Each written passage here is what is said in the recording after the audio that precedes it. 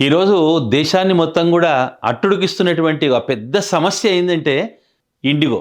అసలు ఇండిగో అనే సంస్థ ఎన్ని సంవత్సరాల నుంచి పనిచేస్తుందో కానీ, అది పనిచేసినన్ని రోజులు రాని ఫేమస్ పేరు ఈరోజు ఒక్కసారి 523 ఫ్లైట్లు ఆపేసరికి దేశవ్యాప్తంగా, ప్రపంచవ్యాప్తంగా ఇండిగో, ఇండిగో అనేటువంటి పేరు మారుమోగిపోతుంది. కానీ కేంద్ర ప్రభుత్వం మళ్ళీ ఈ ఇండిగో చేస్తున్నటువంటి నిర్వాకాన్ని ఎందుకు కనిపెట్టలేకపోయింది?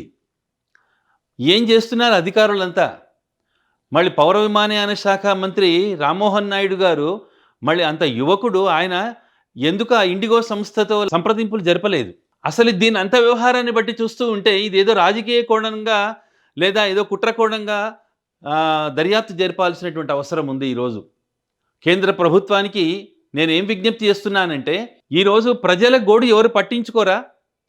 లక్షల రూపాయలు వెచ్చించి టికెట్లు కొనుక్కొని కుటుంబాలంతా కూడా ఎయిర్పోర్ట్లలో మళ్ళీ వాళ్ళకంటే మించి లగేజీ, అంటే దాదాపు లగేజీ ఎక్కువైపోయింది ఎయిర్పోర్ట్లలో.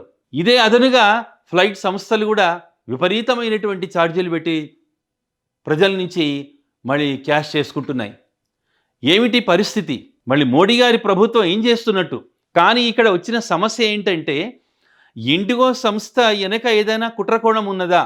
అంటే ప్రపంచవ్యాప్తంగా భారత్ తిరిగి గురుస్థానంలోకి వెళుతూ ఉందంటే, భారత్ను తన దేశంలోని స్వదేశంలోనే అపకీర్తి పాలు చేయాలనేటువంటి ఒక కుట్ర ఏదైనా ఉన్నదా? అంతర్జాతీయ కుట్ర ఏమైనా దాగి ఉందా ఇండిగో విషయంలో? అలాగే ప్రతిపక్షాల కుట్ర కూడా ఏమైనా ఉన్నదా?